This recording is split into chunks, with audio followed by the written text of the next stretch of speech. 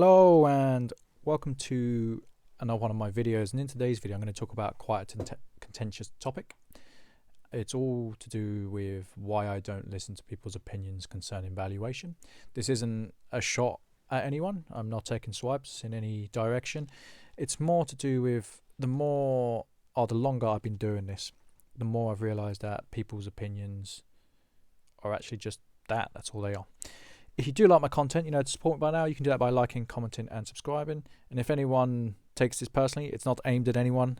I'm just trying to teach people how the market kind of works. So I'm going to show you some coins. So you see this coin, it's an 1882 with a 72 over MS64 plus 20 franc. I've got an 1887 double sovereign. I've got a 2014 Indian sovereign, and I've got a tried and tested 5 gram Royal Mint bar. Now, when I talk to people about value, there's always kind of disagreements. And that's fine, because when you speak to people about value, their opinion is kind of like an order board, with the highest opinion or the highest valued opinion being at the top of the order board and the lowest value opinion being at the bottom of the order board. It doesn't mean any of them are right. You might have an item that just doesn't sell. No one's on the order board. You might have an item that has a lot of interest and a lot of varied opinion, and it gets bid up, and the people at the bottom undervalue it, and the people at the top are potentially overvaluing it. They tend to be the collectors. The people at the bottom tend to be the traders or the flippers. That's okay. But I tend to work on facts. I don't work on people's opinions. I work on, what does the market sell price say? What do the dealers have it at? What are the facts in play? So for something like this, it's very simple. You can get the fact of what it's sold at very easily, and then the order board will move down to intrinsic value and slightly less depending on if you're dealing with a trader. Now this tends to hold a small premium, so there's less variance in opinions because there's more solid facts that are in front of you. There tends to be less margin in these as well. Excuse me. In terms of these bars, you can still get them from the website. I actually made a video and I said these were discontinued. This is not true. I did make an error on that one. You can still get these from the website. And let's kind of play out of it. It's not a problem. Let's go for something like this. This is technically bullion with a twist. So I recently had a chat with a very well-respected member of the community, and I offered him this at a cut price, and he was like, no, I'll give you £400 for it. And to which my response was, no, I'm okay, it's not a problem. Again, it goes down to differences in opinion in valuing. His opinion is not fact, as much as my opinion is not fact. The fact is, when something gets sold, that's the price point, and the price points will vary as well, as much as the opinions will. But you want to know what the variance is in the facts and not the variance in the opinion. Because you only have to get one person to agree with you when they pay it.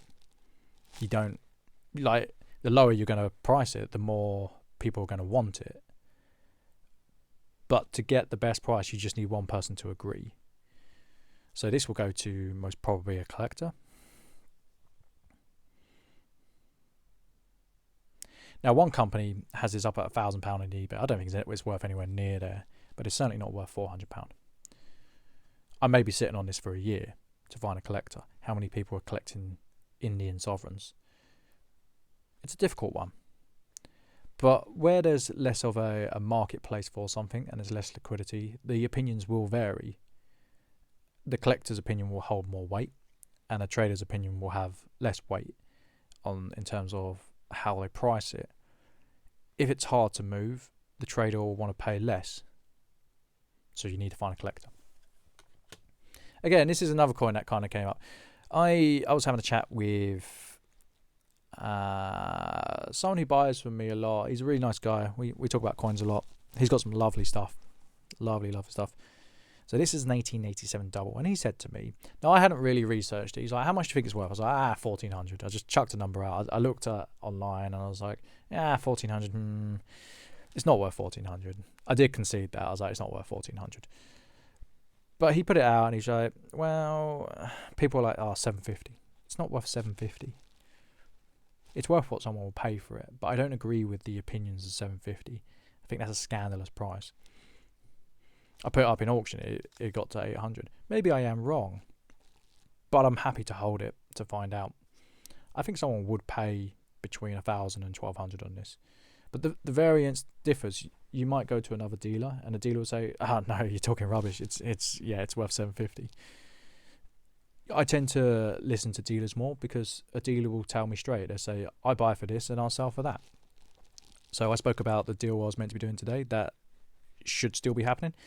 We've just had to put it back slightly due to an issue with the paperwork. And he said, I buy for this and I sell for that. You can respect that. You can respect that sort of opinion. But that is what it is. It's a nice coin. I would have sold this for 1,000, and even then I would have felt it had gone cheap. But it doesn't mean the market agrees with me. And my opinion could be wrong. You need to look for the facts. You need to go online. You need to check where it's sold, what's currently on the market, how much is it on the market for, has it sold via auction or has it sold via buy it now. Auctions are a fickle beast because when buying and selling on an auction, you can have an off day. You can have other items that are just nicer and the price will drop and it will be an outlier.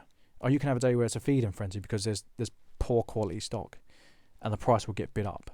And it's very easy to say, this sold for example, £2,000. But you look at all the other facts on the market, all the other prices it's sold for, and everywhere else is dotted around the 13 to 1,500 mark. 2,000 is clearly an outlier. I'm not going to say to someone, it's sold for this, it's sold for 2,000, it's worth 2,000. That's not how it works. But equally, someone can't say, but I saw it sell for 600. That's what it's worth. It's the same principle.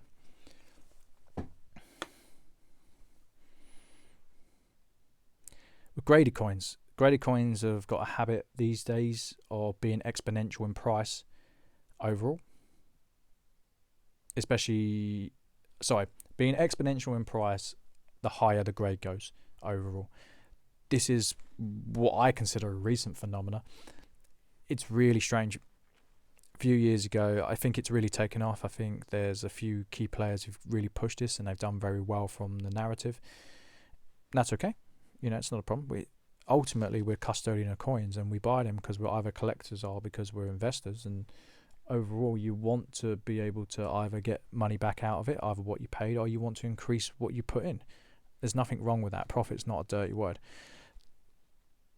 But it's even harder when you get top examples to work out value. If there's very little opinions on the market and even less facts, what does it matter? It will go for what it goes for. This type of coin, I reckon, is worth about £400.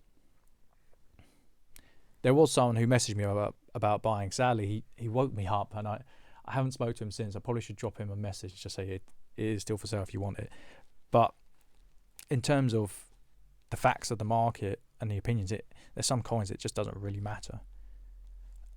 All I'm looking for when I'm valuing stuff like this is what are the prices in front of me and what have they sold for? Is there validity in my thinking via the sell price?